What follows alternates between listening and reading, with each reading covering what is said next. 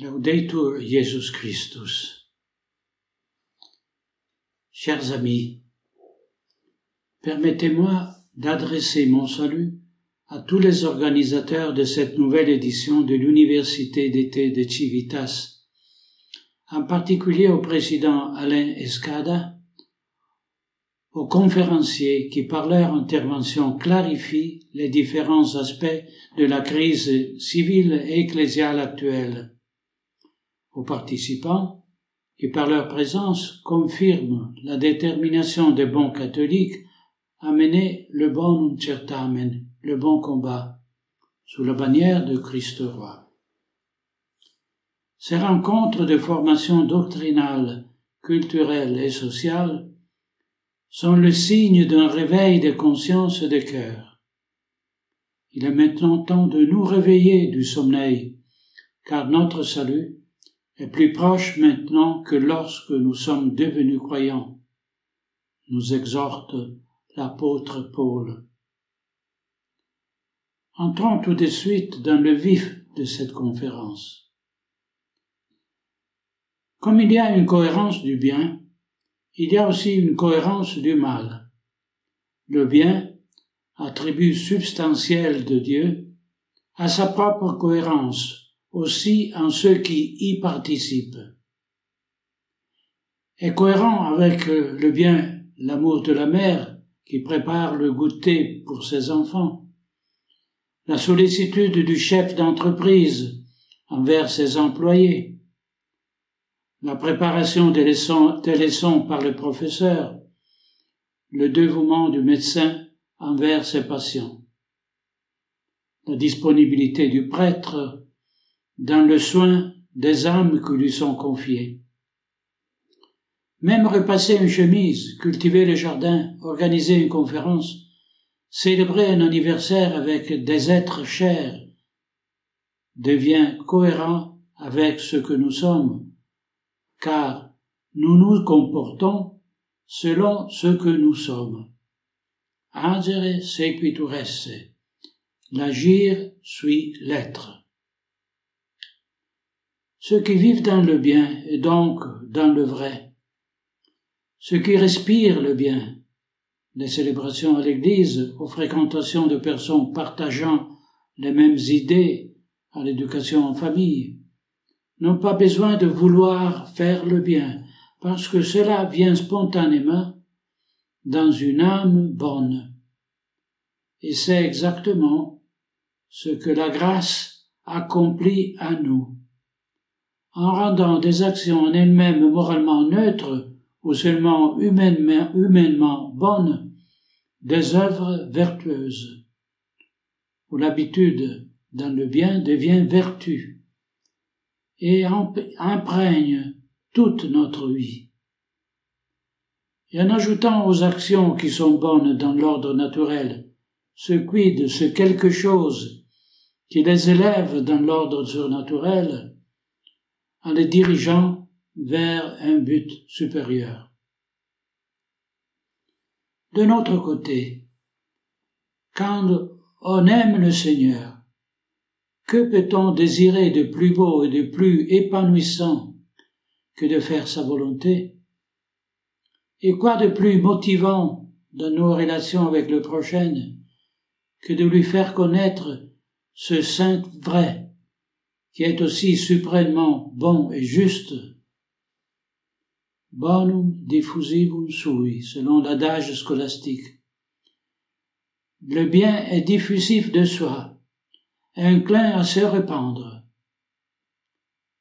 Cela nous est démontré par l'œuvre du Créateur, qui à partir de rien fait naître toutes choses, visibles et invisibles. Cela nous est confirmé par l'œuvre du Rédempteur, qui retire de l'abîme de l'offense à la majesté divine l'homme rebelle en Adam par le sacrifice de l'homme-Dieu. Mais comme il y a une cohérence dans le bien, il y a une cohérence dans le mal.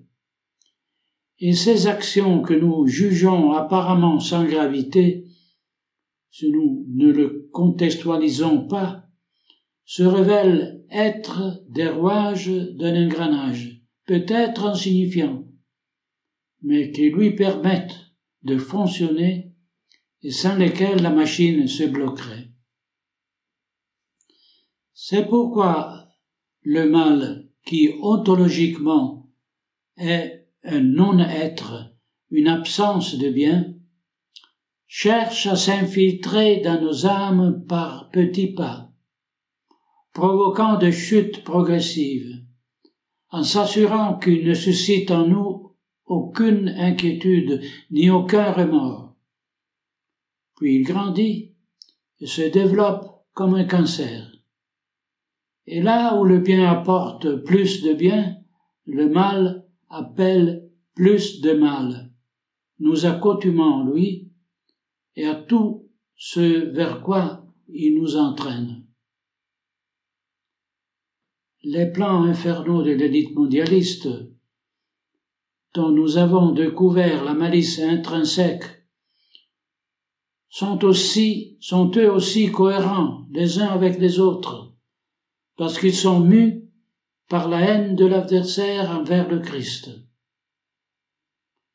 Le projet de Bill Gates d'obscurcir le soleil, vacciner la population mondiale, celui de George Soros de faire envahir les pays occidentaux par des hordes de musulmans et saper la famille naturelle en finançant les mouvements woke et LGBTQ, le plan de Klaus Schwab pour nous forcer à manger des insectes ou à nous confiner dans les smart cities de 15 minutes, celui de l'idéologue de Davos, Harari, d'effacer l'idée d'un Dieu transcendant et de réécrire une Bible politiquement correcte, le projet de l'État profond de centraliser le contrôle des citoyens avec l'identité numérique, la monnaie électronique et la manipulation du vote, le projet de Bergoglio de transformer l'Église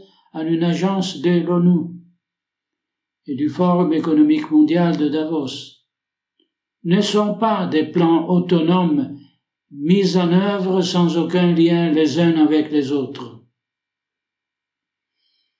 Dans tout ce qui s'est passé au cours des dernières décennies, sous une forme plus souterraine, et plus récemment de manière beaucoup plus évidente, nous pouvons reconnaître un esprit, une intelligence capable de donner une organisation apparemment infaillible et implacable.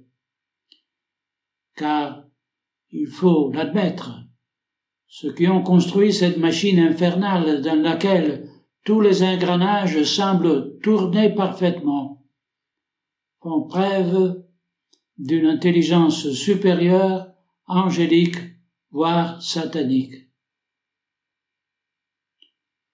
Le constat de l'efficacité organisationnelle des méchants ne doit pas nous effrayer, ni nous faire renoncer à combattre leurs plans. En effet, je crois que c'est précisément cette perfection presque mécanique, sans âme, dans le camp ennemi, qui finira par constituer sa propre condamnation.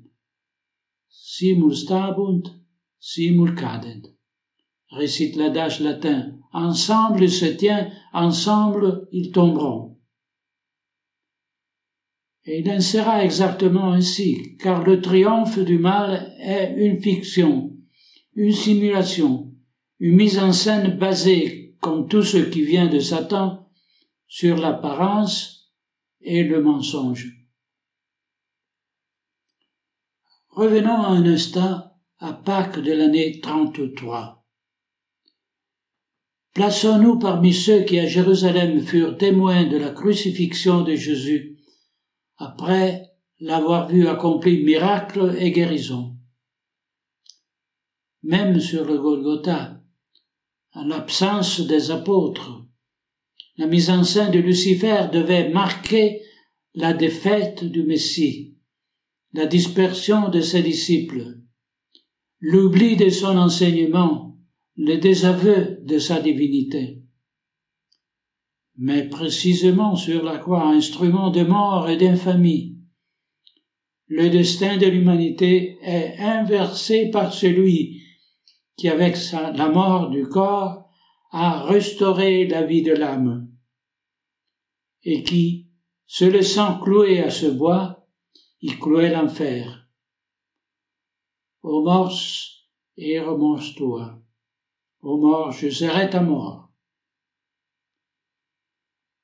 Notre nature blessée par le péché originel ne se résigne pas à comprendre que la victoire de Christ s'accomplit selon la logique de la charité et non de la haine, et qu'elle est d'autant plus inexorable et définitive qu'un plus grand marge d'action est laissé à Dieu, et combien moindre de la part de ses enfants est la confiance dans les moyens humains. Ne jugeons donc pas par un signe de la défaite inévitable de bon. L'apparent viver lieto dei maligni du psaume 36, c'est-à-dire la vie apparemment heureuse des méchants. En effet, ce déploiement impressionnant de force, cette scénographie si réaliste, ces chorégraphies impressionnantes constituent la seule ressource dans laquelle le grand menteur peut puiser et le seul moyen pour nous faire croire qu'il est puissant et invincible. Un grand magicien, c'est certain, mais en tant que tel, il peut nous étonner en tant qu'illusionniste, nous tromper avec ce tour, qui en dehors de la scène et à la lumière du soleil se montrent dans leur inconsistance pathétique. Le jeu du lapin extrait du chapeau, à savoir le respect de l'environnement, la santé des citoyens, la fraternité universelle, ou le spectacle de la femme sciée en deux, fonctionne tant que le public reste à distance et se laisse tromper par la pénombre et les gestes théâtraux du magicien. En revanche, qui parmi les spectateurs d'un spectacle de magie, ou parmi les passants qui s'attardent dans les couloirs du métro pour observer le jeu des trois boîtes, pourrait croire que c'est la réalité? Qui donnerait crédit à Dr Dulcamara qui propose, comme dans l'œuvre de Donizetti, une drogue odontalgique, liqueur admirable, puissant destructeur de souris et des punais de lit? La fiction, ou plus précisément, la fraude à la vente, parce qu'il s'agit d'une vente frauduleuse, est la marque de fabrique du commerce de Satan. Achetez mon spécimen, je vous en fais presque cadeau. Ce sont des marchands de pacotilles, des escrocs avec tous leurs serviteurs, non moins occupés à vendre leurs concoctions. Mais si nous savons tous parfaitement que derrière leurs promesses ronflantes ne se cache qu'une fraude contre nous, pourquoi y en a-t-il encore pour y croire? L'efficacité du sérum expérimental ARNM inoculé en vrac n'était-elle pas tout aussi manifestement fausse? Le récit de la crise énergétique, obtenu en imposant des sanctions aux plus grands exportateurs européens de gaz naturel, n'était-il pas tout aussi ridicule? La fraude environnementale n'est-elle pas grotesquement infondée? Pourtant, en regardant autour de soi, il semble que beaucoup, voire une large majorité, soient plus que disposés à croire le mensonge de ces dulcamara, de ces bonimenteurs que du Forum économique mondial ou de la Bill and Melinda Gates Foundation, de l'Union européenne ou de l'Organisation mondiale de la santé vantent les vertus de leurs filtres miraculeux. Revenu universel, abolition de la pauvreté, défaite des maladies, paix mondiale, pour ensuite découvrir que nous devons payer ce revenu universel en nous endettant et en renonçant à la propriété privée, que leur abolition de la pauvreté conduit à la misère des individus et des nations, que Big Pharma veut que nous soyons des patients chroniques, que l'appel du nouvel ordre mondial signifie la guerre perpétuelle. Comment cela a-t-il été possible? Beaucoup ces dernières années se sont demandé. Comment a-t-il été possible qu'une si grande partie de l'humanité ait pu consentir à tout cela? Si nous regardons en arrière, en remontant aux années 80, par exemple, avant que la haute finance ne décide d'attaquer les nations européennes avec la privatisation des biens de l'État et avec la destruction définitive de la société et de la famille, déjà commencé bien avant, il nous semble presque impossible qu'en si peu de temps, l'ennemi ait pu avancer et de façon aussi impressionnante sans susciter des réactions et des résistances significatives. Et si nous écoutons les paroles de ceux que Jean 23 appelait prophètes de malheur, qui dès les premières sessions du Vatican II ont annoncé l'apostasie à laquelle le Concile conduirait, il semble impensable que leur avertissement ait pu être ignoré et ait même mérité de la part des pasteurs suprêmes la condamnation et l'ostracisme de ceux qui les ont lancés. Et nous revenons ici à la fraude, à l'adultération de la foi, de la morale, de la liturgie, à la tromperie coupable de ceux qui constitués en autorité, se révèlent les ennemis de ceux qu'ils devraient plutôt protéger et les amis de ceux qu'ils devraient combattre ou convertir. Tromperie, qui est la chimère d'une fraternité, dépourvue de la paternité commune de Dieu. Tromperie, qui est l'actuosa participatio, qui a détruit le culte public en le protestantisant. Tromperie que le sacerdoce commun des fidèles insinuait frauduleusement au concile pour affaiblir le sacerdoce hiérarchique. Tromperie que la prétendue démocratisation de l'Église que le divin fondateur a voulu monarchique et qu'aucune autorité humaine ne pourra jamais changer. Tromperie que l'œcuménisme par lequel la divine majesté est humiliée au niveau de la prostitution, comme l'Écriture appelle éloquemment les fausses religions. Tous les dieux des païennes sont des démons, récite le psaume. Saint Paul, pour sa part, affirme que les sacrifices des païens sont offerts aux démons et non à Dieu. Essayons de reformuler la question plus clairement.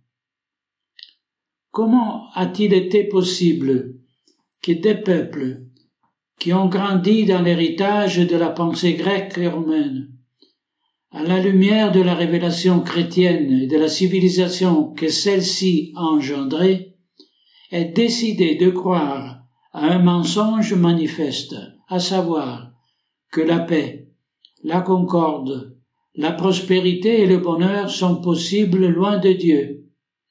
Plus encore, en se rangeant ouvertement du côté d'un ennemi que le Christ a déjà défait et vaincu. En y regardant de plus près, nous aurions pu poser cette question aussi à Adam et Ève. Vous étiez dans le paradis terrestre. Vous jouissiez de la familiarité du Seigneur et vous conversiez avec lui. Vous ne souffriez ni la maladie ni la mort. Vous aviez une intelligence agile dans l'apprentissage et la compréhension. Vous n'étiez pas soumis à la convoitise de la chair. Vous aviez tout, parce que vous aviez Dieu. Eh bien, comment avez-vous pu croire le serpent, vous promettant qu'en désobéissant au commandement du Seigneur, vous obtiendriez ce que vous aviez déjà? Quand il était évident qu'une créature rampante n'aurait jamais pu rivaliser avec la toute-puissance du Créateur, nous trouvons des promesses similaires dans les tentations auxquelles notre Seigneur a voulu se soumettre au désert. Même dans ce cas, Satan offre au Maître de toutes choses les domaines de la terre qui lui appartiennent déjà, osant lui demander en échange un acte idolâtre d'adoration, aussi absurde qu'impossible. Tout cela sera à toi, si en te prosternant tu m'adores.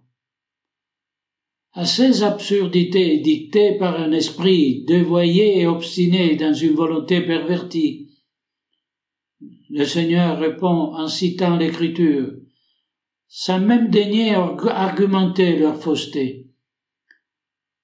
Parce qu'avec le diable, il n'y a pas de discussion. C'est du temps perdu. Satan doit être chassé et tenu à l'écart. La fraude colossale qui a été ourdie contre l'homme moderne n'est en rien différent de celle qui a marqué la chute de nos premiers parents. Croire au mensonge en tant que tel, survertissant l'ordre divin. Nous-mêmes, nous n'avons pas vraiment été trompés, car la tromperie était évidente dès le début. Devenir sicoudi comme de Dieu, en mangeant l'arbre de la connaissance du bien et du mal, ou prétendre que les amputations chirurgicales peuvent transformer un homme en femme. Offrir le premier-né à Baal, ou les tuer dans le ventre de leur mère, pour ne pas augmenter l'empreinte carbone, est pratiquement identique. Ce que Satan nous demande, ce n'est pas tant d'accomplir une action répréhensible, mais de nous la faire faire en acceptant comme vrai que cela n'a pas de conséquences. Jetez-vous de cette tour, et vos anges viendront vous soutenir. Faites-vous vacciner avec ce sérum expérimental et vous ferez un geste d'amour. Achetez un enfant avec la gestation pour autrui et vous serez parents. Renoncez à votre liberté et vous serez libre. Achetez ce que vous ne pouvez pas vous permettre. Cela vous endettera pour toujours et vous serez heureux. Enfermez votre mère âgée dans un hospice. Elle sera prise en charge par le personnel qui la fera se sentir bien. Laissez votre enfant chargé de sexe et il sera comblé. Laissez que l'État soit laïque et légifère sans le conditionnement de la part de l'Église. Et l'harmonie régnera entre fidèles de toutes les religions. Aucune de ces promesses n'a même un semblant de vérité. Ce sont toutes des mensonges, et en tant que tels, le prince du mensonge veut que nous les acceptions, parce qu'avec elles, nous acceptons la subversion de l'ordre divin. C'est pourquoi ce n'est pas une erreur, mais un péché dont nous sommes moralement responsables.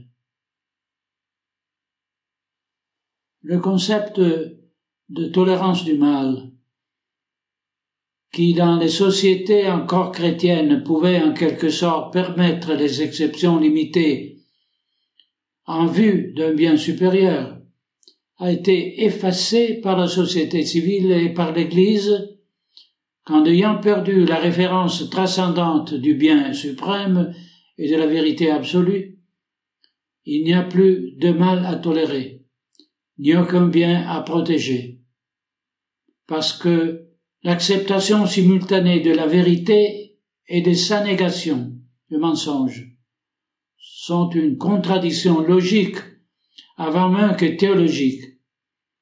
Et c'est le résultat d'un processus qui, je crois, mérite d'être analysé très attentivement. Le processus auquel je me réfère est cette séquence d'événements liés entre eux qui a conduit l'Église catholique et avec elle les nations dans lesquelles les catholiques sont présents et socialement influentes à personnaliser la relation des fidèles avec Dieu. Là où elle était publique, le culte, la liturgie, et à collectiviser, pour ainsi dire, la relation des fidèles avec Dieu, là où elle était personnelle, conversion, prière, méditation, expérience ascétique et mystique. Cette inversion improntée aux protestants fait en sorte que l'action du culte public de l'Église devient un moment d'autocélébration des individus et des groupes, et non la voix chorale de l'épouse. Et en même temps, elle annule l'union intime de l'âme avec son Seigneur, qui s'accomplit seulement dans le recueillement individuel pour exalter une communauté, pour lui donner consistance et attractivité en raison d'un marché ensemble, sans but. La normalité hiératique, au-dessus de temps et de l'espace, cède la place au caractère temporaire de l'expérience, à l'inconnu du résultat, à la créativité pathétique ou à l'improvisation sacrilège. Et cela nécessairement s'étend à la vie civile, où le témoignage du catholique non seulement n'est pas nécessaire, mais doit même être déploré, et où les hommes politiques, même s'ils sont nominalement catholiques, peuvent légiférer contrairement à la loi de Dieu et de l'Église. Parce que chacun d'eux est convaincu qu'il peut penser d'une manière et agir dans le sens opposé, alors qu'en réalité, il finit par penser sur la base de la façon dont il agit. Tant que la hiérarchie de l'Église a été fidèle à son mandat, chaque persécution des gouvernements anticatholiques et révolutionnaires a été affrontée avec honneur et fermeté, souvent même avec l'héroïsme du martyr, comme en Vendée, en Espagne, au Mexique, en Union soviétique et en Chine. Mais dès que Vatican II a réinitialisé la hiérarchie dans un sens libéral et progressiste, c'est elle-même qui a promu la sécularisation de la société et l'exclusion volontaire de l'Église de la religion et la religion de toute sphère de la vie civile, allant jusqu'à appeler à la révision des concordats. En l'espace de quelques générations, la civilisation chrétienne construite grâce à l'Église catholique a été reniée et oubliée, jusqu'à saper les fondements du pacte social. Il ne s'agit pas de statistiques ou de chiffres qui peuvent néanmoins être documentés, mais d'un changement radical dans la société, dans les principes qui animent ses citoyens, dans l'espérance qui nourrissent les grands-parents et les parents pour les générations futures. Je parle de la capacité de nos grands-parents et de nos parents à renoncer à tant de confort pour garantir les études ou un foyer à leurs enfants. Je parle de la désintégration de la famille avec le divorce, avec la création délibérée d'une crise économique qui rend impossible d'être autonome, de pouvoir se marier, d'éduquer les enfants, de savoir que les autorités civiles et religieuses sont amies et non hostiles et opposées l'une à l'autre. Cela a également conduit les générations à perdre progressivement, mais inexorablement, tout son héritage. Des comportements quotidiens, des idiomes, d'habitudes qui étaient la traduction pratique de la manière d'être d'un catholique. Un abandon qui a été encouragé par ceux qui ont instillé chez les citoyens et dans les fidèles un sentiment de honte pour leur passé, pour leur histoire, leur tradition, leur foi. Il est déconcertant que cette trahison a été consommée sans réaction après avoir été imposée d'en haut, à la fois dans le domaine civil et chose inouïe dans la sphère ecclésiale. La laïcité de l'État, avec laquelle les nations se débarrassent de la seigneurie du Christ, constitue la base philosophique et théologique sur laquelle la dissolution de la société chrétienne a pu être théorisée.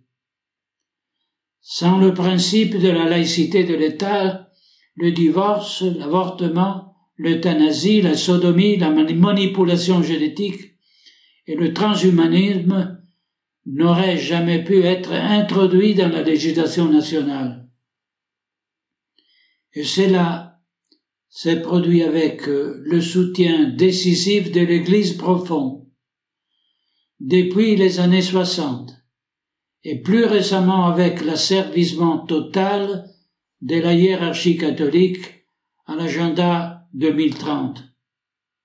Même Monseigneur Héctor Agüer, ancien archevêque de La Plata en Argentine, l'a reconnu, lui aussi. Tout cela a disparu.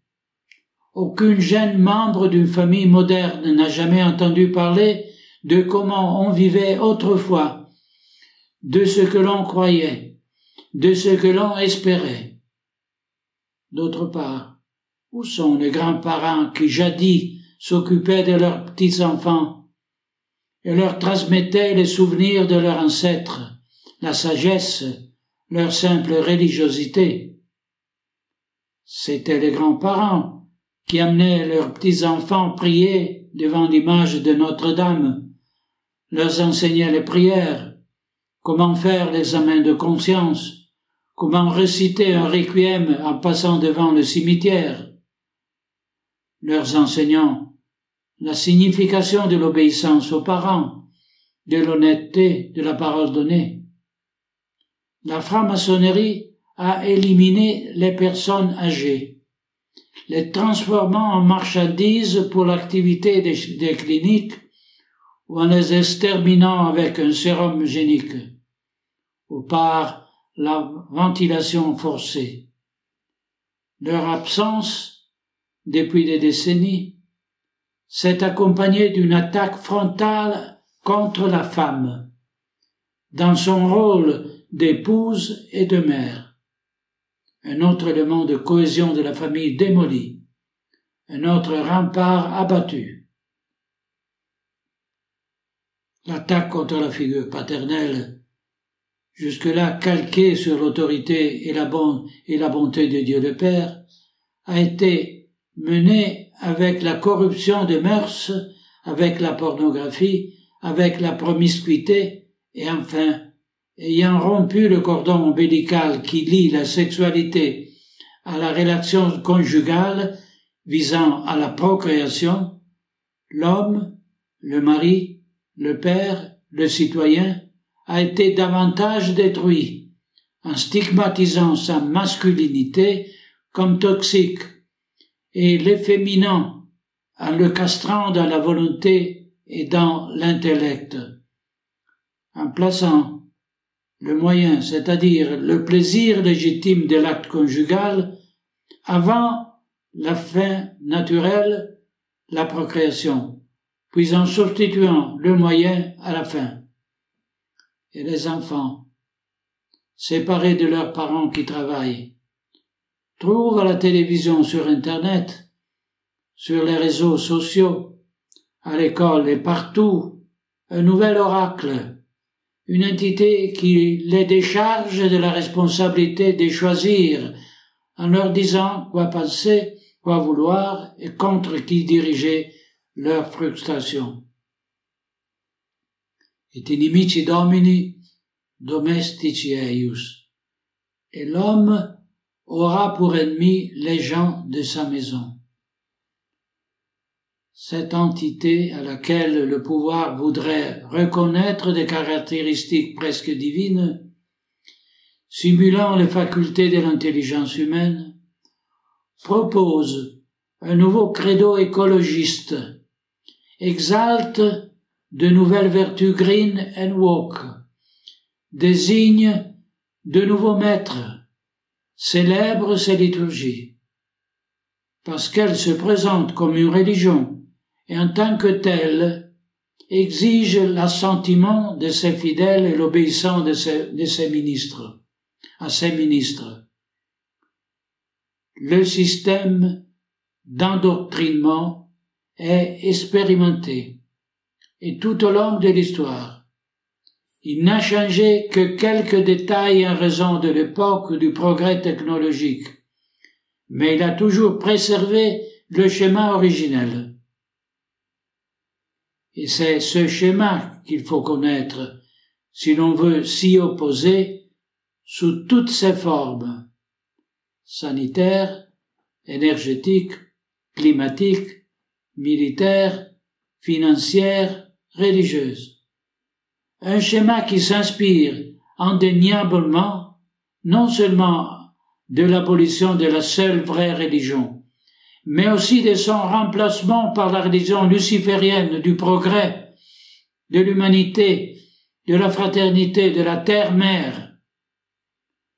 Ne soyons donc pas surpris si le prétexte initial avec lequel la franc-maçonnerie a sapé l'autorité de l'Église catholique au nom de la liberté religieuse échoue pour laisser la domination incontestée, également reconnue au niveau institutionnel, à la seule religion compatible avec l'idéologie du nouvel ordre mondial, le culte de Satan, qui après s'être caché pendant 2 siècles derrière Prométhée et la déesse Raison, se manifeste aujourd'hui publiquement au grand jour et revendique pour lui-même cette exclusivité qu'il avait reprochée et niée à la véritable Église, au point de devenir religion d'État pour imposer ses dogmes absurdes et ses fausses croyances à la communauté internationale,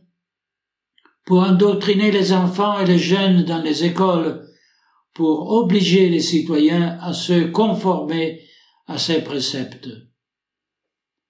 Il semble qu'on assiste à un renouveau mondial du paganisme, comme sous le règne de Julien l'Apostate, une sorte de revanche des cultes idolâtres sur la religion du Christ, une revanche des ténèbres sur la lumière. Mais cela, comme nous le savons, est ontologiquement impossible.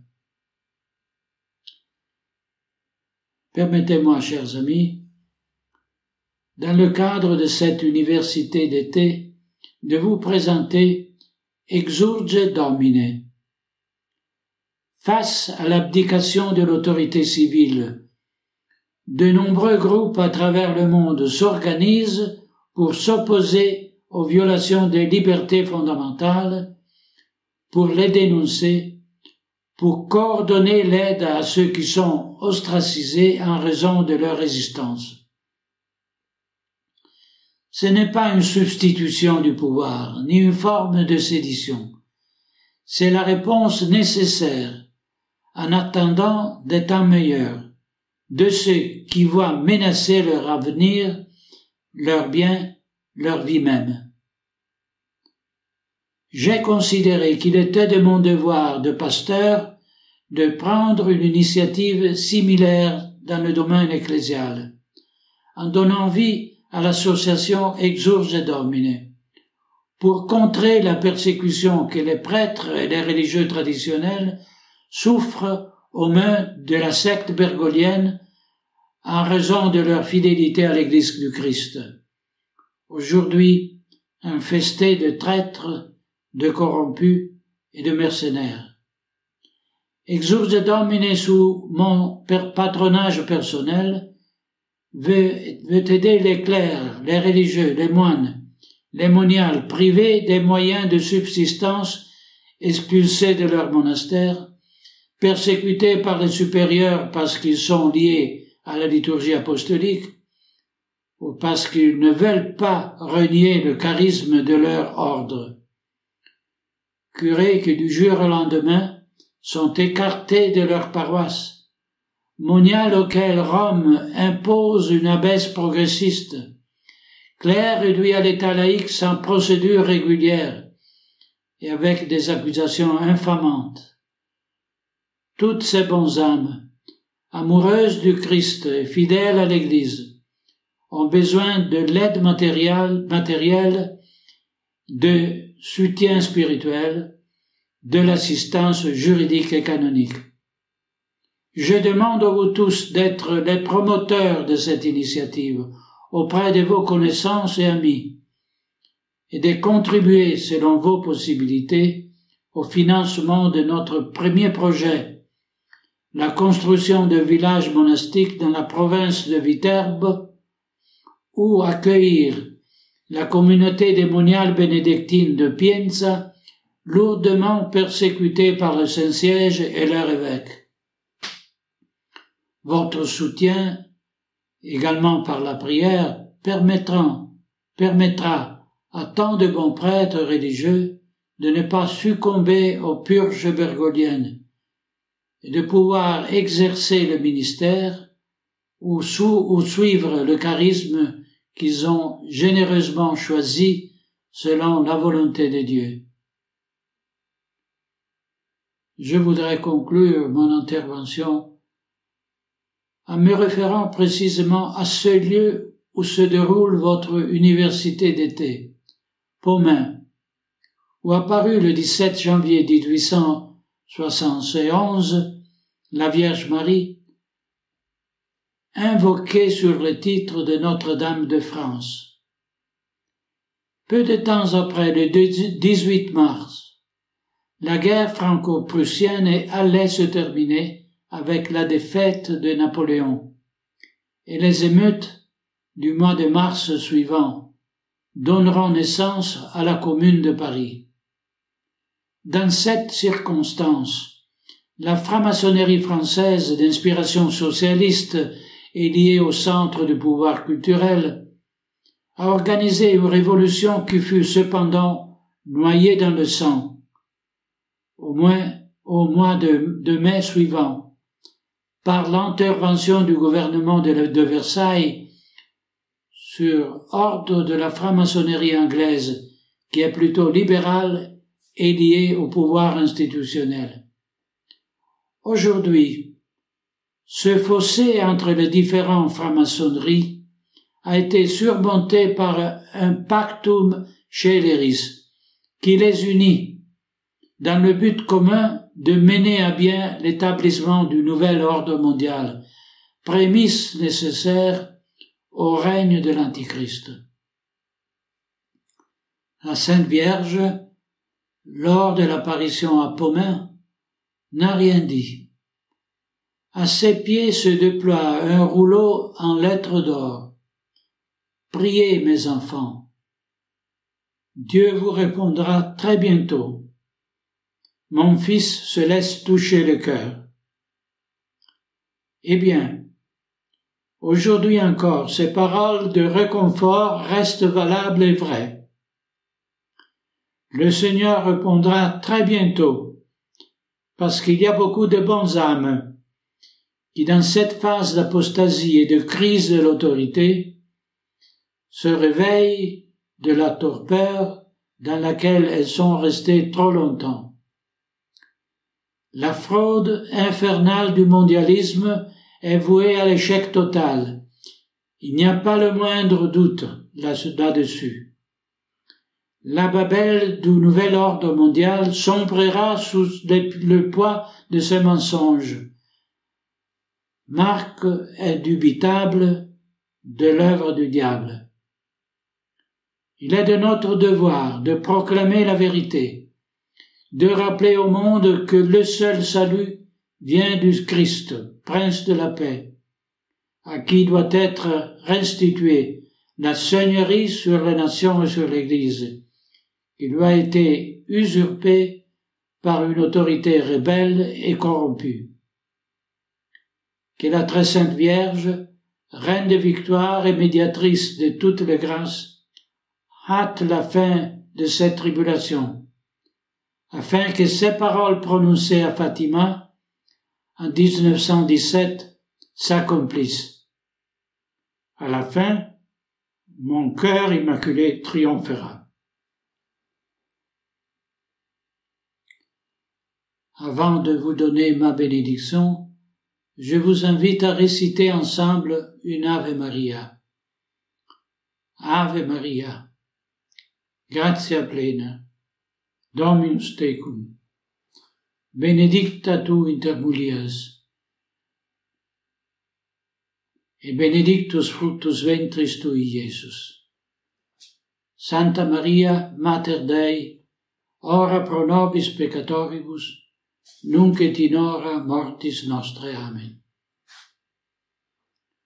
Precibus et meritis Beatissime Virginis Mariae et Dominum Sanctorum, benedicat vos omnipotens Deus, Pater et Filius et Spiritus Sanctus.